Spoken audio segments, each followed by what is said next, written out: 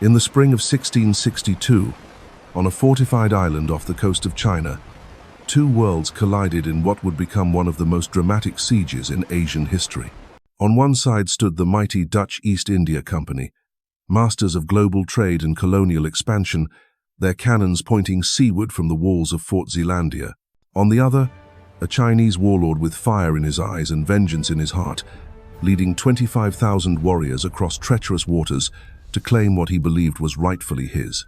This is the story of Koxinga, the hero who crushed the Dutch and forever changed the fate of Taiwan.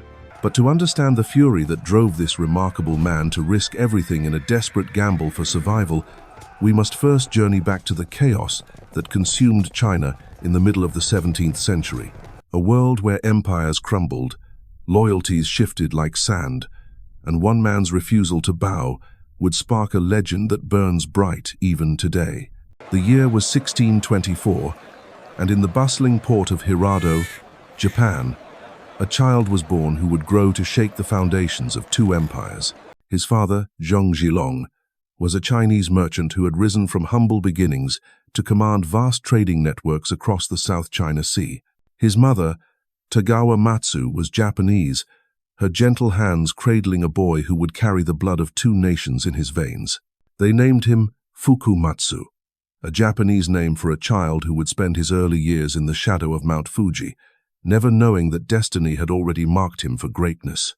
When the boy was 7, his father brought him across the water to Fujian province, where the ancient traditions of China awaited. Here, among the misty mountains and rice paddies of his ancestral homeland, Fukumatsu became Zheng Chenggong, a brilliant student who devoured the classics and mastered the art of war with equal passion. His mind was sharp as a blade, his ambition boundless, and his loyalty to the Ming dynasty absolute. But in 1644, the world Zheng Chenggong knew began to crumble. The great Ming dynasty, which had ruled China for nearly 3 centuries, collapsed under the weight of rebellion and invasion. Peasant armies stormed Beijing.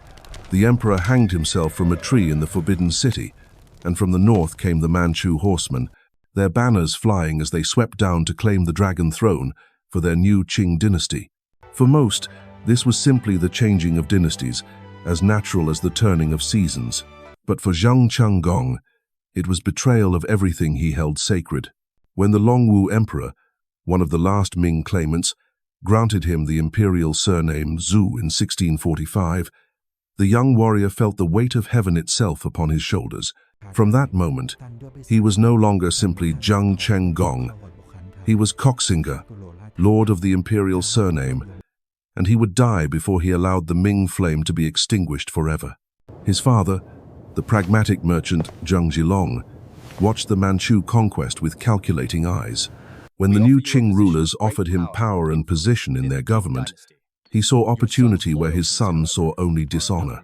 "The Ming are finished," he told Koxinga. "Join me, serve the Qing, and our family will prosper under the new dynasty." But Koxinga's response was like thunder across a clear sky.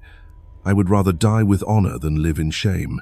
The Ming raised me, educated me, and gave me purpose. I will not abandon them in their darkest hour."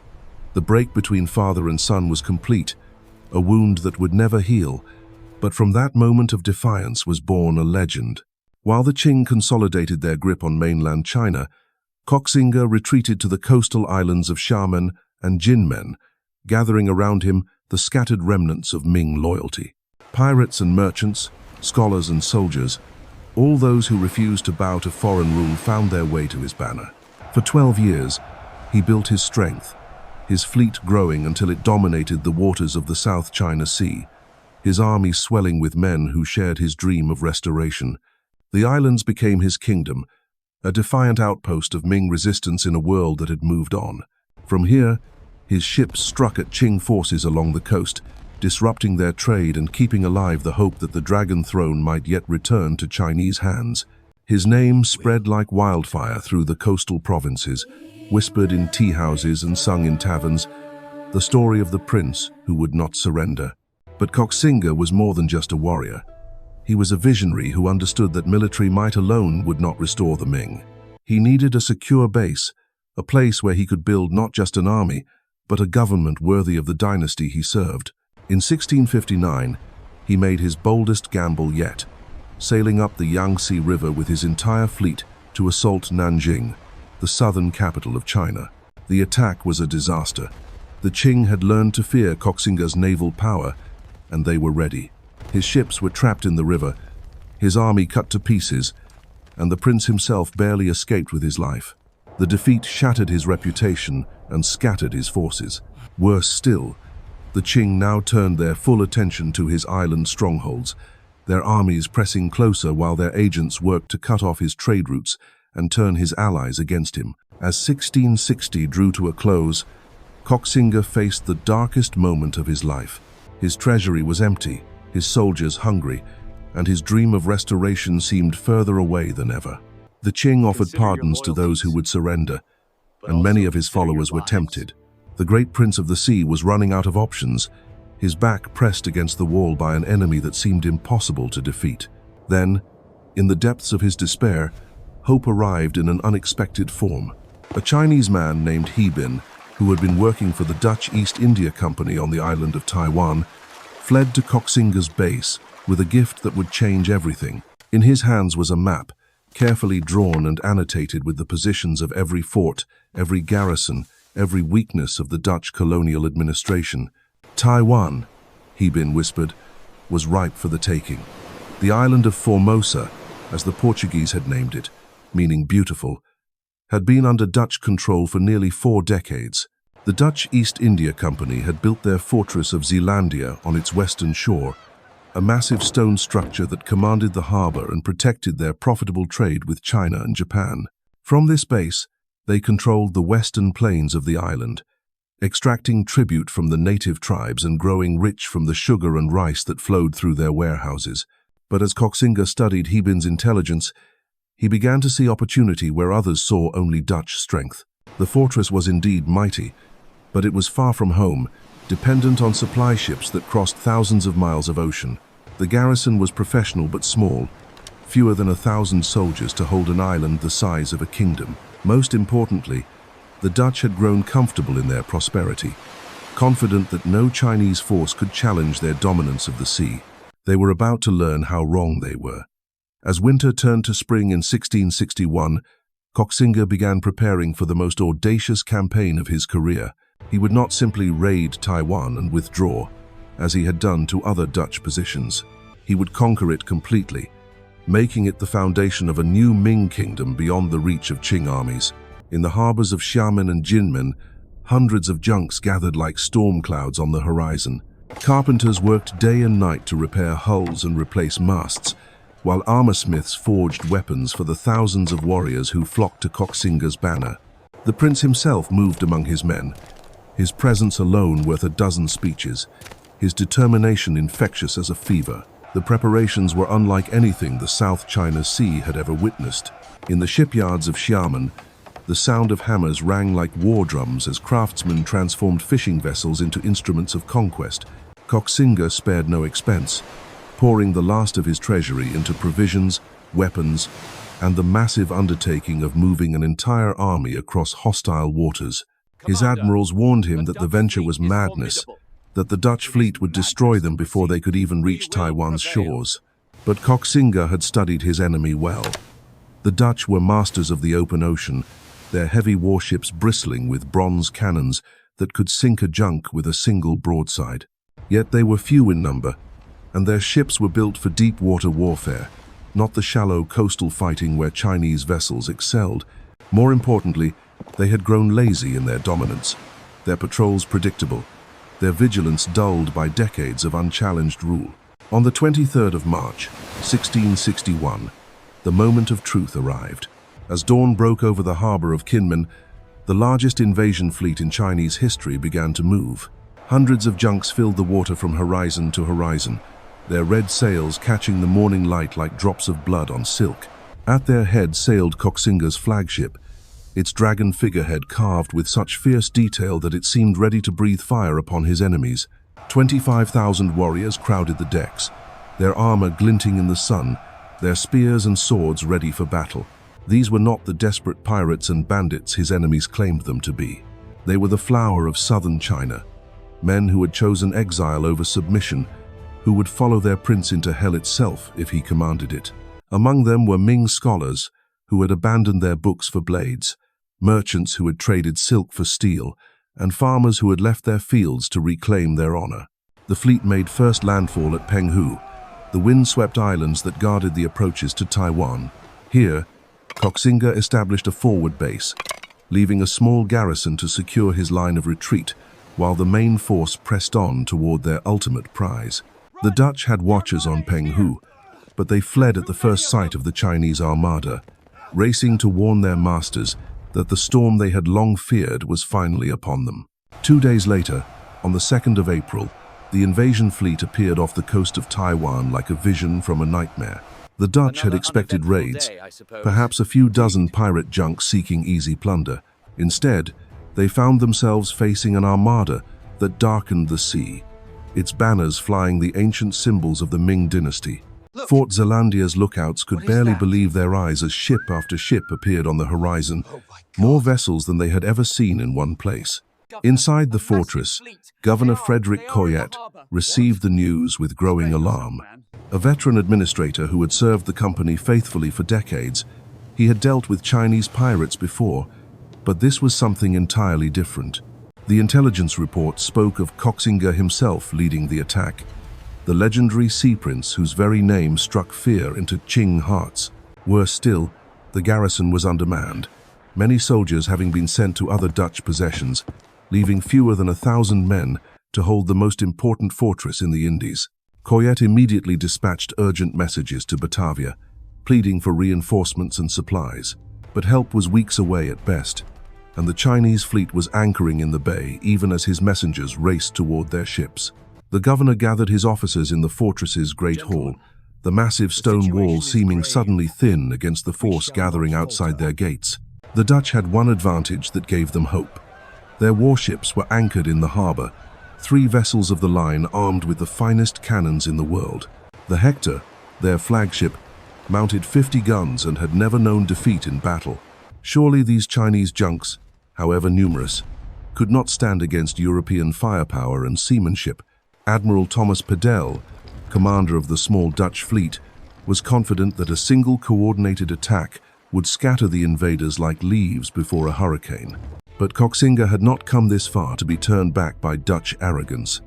As his fleet approached the harbor, he deployed a strategy that caught his enemies completely off guard.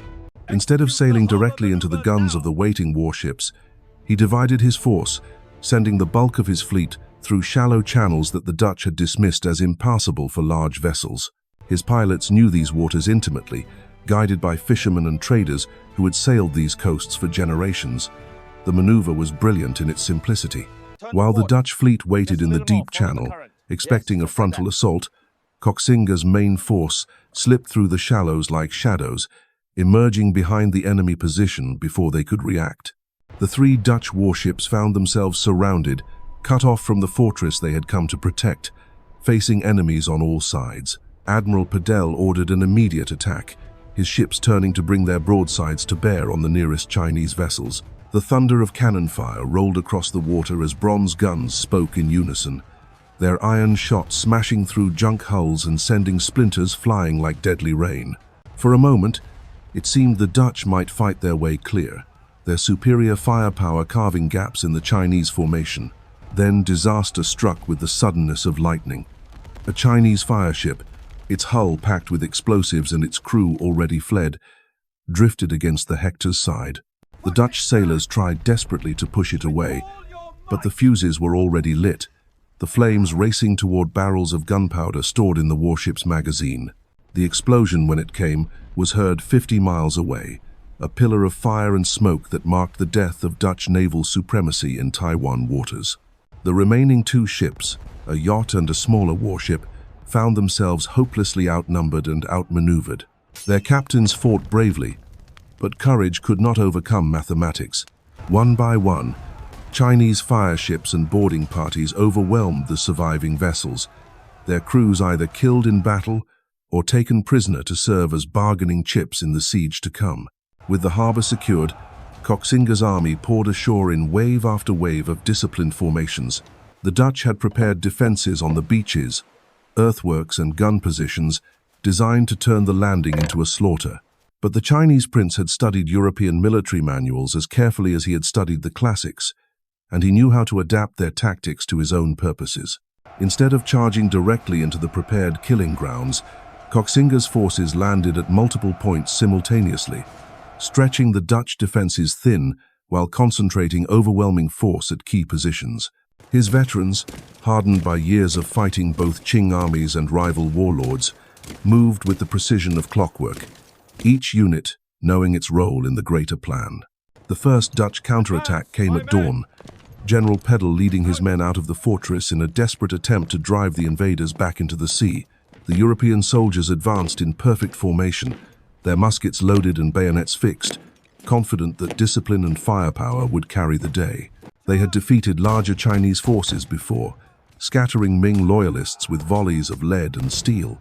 But these were not the desperate rebels they had faced in previous campaigns. Koxinga's warriors met them with a wall of shields and spears that seemed to stretch from horizon to horizon, their ranks so deep that each fallen man was immediately replaced by another. The Dutch muskets fired in disciplined volleys, their bullets finding targets in the front ranks, but still the Chinese line held firm. Then came the moment that shattered Dutch confidence forever. As Pedel's men paused to reload their weapons, Koxinga's cavalry burst from concealment on both flanks, their horses pounding across the sand like thunder incarnate. The Europeans found themselves surrounded, their neat formations dissolving into chaos as Chinese sabers rose and fell like harvesting scythes. General Pedel himself fell in that first terrible charge, his body pierced by a dozen wounds as he tried to rally his men for one last stand. The surviving Dutch soldiers fled back toward the fortress, leaving the field littered with their dead and wounded. Behind them came Koxinga's army, their victory cries echoing across the island as they surged toward the walls of Fort Zeelandia. The siege of Taiwan had begun, and already the Dutch were learning that they faced an enemy unlike any they had encountered before. This was not a mere pirate raid or a desperate gamble by a defeated warlord. This was the calculated assault of a master strategist who had turned the art of war into a science, who understood that victory belonged not to the bravest or the strongest, but to those who could adapt, evolve, and refuse to accept defeat. As the dust settled from that first devastating defeat, Governor Coyette stood atop the battlements of Fort Zeelandia, watching the Chinese banners advance across the plain like a crimson tide. The fortress that had once seemed so mighty now felt like a stone island in an ocean of enemies, its walls suddenly fragile against the force that surrounded them. Below in the courtyard, wounded Dutch soldiers stumbled through the gates, their faces pale with shock and their voices hoarse from shouting warnings that had come too late. The governor was a practical man who had built his career on calculating odds and managing risk. As he surveyed the forces arrayed against him, the mathematics were brutally simple. 900 soldiers against 25,000. One fortress against an entire army. Supplies for perhaps 6 months against an enemy who controlled the seas and could wait as long as necessary. Yet Frederick Coyette was also a company man, trained never to surrender what could be held, and Fort Zeelandia had been designed to withstand exactly this kind of assault. The fortress was a marvel of military engineering, its massive stone walls rising 40 feet above the harbor, its bastions angled to provide overlapping fields of fire against any attacker. Within those walls lay warehouses packed with trade goods, armories filled with muskets and powder, and cisterns that could sustain the garrison through months of siege. Most importantly, the fort commanded the harbor entrance, its cannons capable of sinking any ship that dared approach without permission. But as Koxinga's forces established their siege lines, Coyette began to understand that his enemy was no ordinary warlord. The Chinese prince deployed his troops with the precision of a chess master, each unit positioned to serve a specific purpose in the grand strategy. Artillery batteries sprouted along the shoreline like deadly flowers, their bronze barrels trained on the fortress walls. Infantry camps spread across the island in perfect geometric patterns, their cooking fires twinkling like stars in the gathering dusk. Within days, the siege had taken on the character of a second city, one built entirely for the purpose of conquest. Koxinga established his headquarters in a captured Dutch administrative building, its rooms filled with maps and intelligence reports as he studied every detail of his. His enemy's position engineers, many of them former Ming military officers, began the methodical work of reducing the fortress through scientific siege warfare. The first parallel trenches appeared within a week, zigzagging lines of earth that crept steadily closer to the fortress walls. Dutch cannons thundered from the ramparts, sending iron balls screaming toward the Chinese positions, but for every trench section destroyed, 2 more appeared overnight. Koxinga's men worked with the patience of farmers, understanding that time was their greatest weapon in this contest of wills. Governor Coyette watched this methodical approach with growing unease. He had expected wild charges and desperate assaults, the kind of reckless attacks that European firepower could easily repel. Instead, he faced an enemy who seemed to understand siege warfare better than many European generals, who advanced by inches rather than yards and accepted casualties as the necessary price of victory. The psychological pressure was as devastating as the physical siege. Each morning brought fresh evidence of Chinese preparations, new gun positions, and approach trenches that had appeared in the darkness like manifestations of some terrible dream. The Dutch soldiers on the walls began to mutter among themselves, their confidence eroded by the sheer scale of the forces arrayed against them. More troubling still were the reports from the island's interior. The Aboriginal tribes, who had served as allies and trading partners for decades, were abandoning their Dutch connections and flocking to Koxinga's banner. Village chiefs who had once brought tribute to the fortress now sent their warriors to join the Chinese army, their loyalty purchased with promises of freedom from colonial taxation and forced conversion to Christianity. The defection of the Sincan tribe was particularly devastating. These warriors had helped the Dutch suppress Chinese rebellions in the past, their knowledge of the island's hidden paths and secret harbors invaluable to colonial security. Now they turned that same knowledge against their former masters, guiding Chinese patrols to Dutch outposts and revealing the locations of supply caches and ammunition dumps.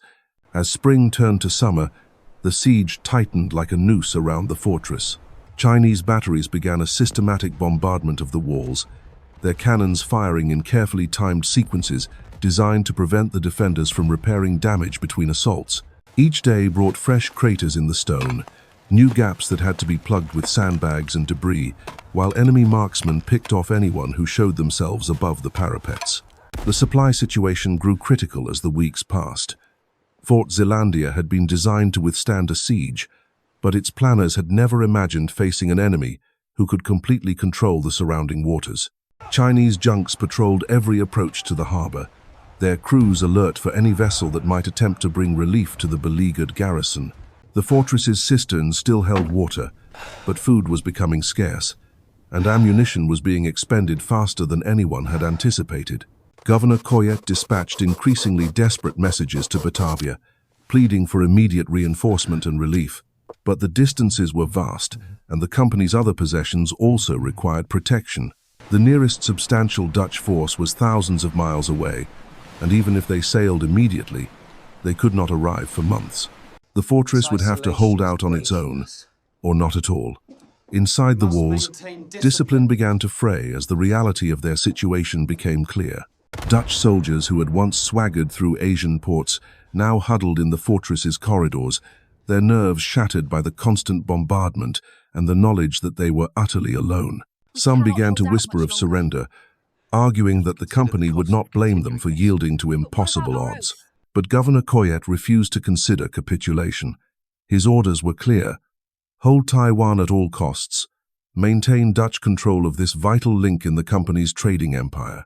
More than duty drove his determination. He knew that surrender to a Chinese warlord would mean the end of his career, disgrace that would follow him to his grave. Better to die on the walls than live as the man who lost Taiwan. So ended the siege that shattered Dutch dreams and forged a new destiny for Taiwan. Koxinga's triumph proved that courage, strategy, and unwavering determination could overcome even the mightiest colonial powers. Though his kingdom lasted only decades, his defiant stand echoes through history as proof that sometimes one man's refusal to surrender can change the world forever.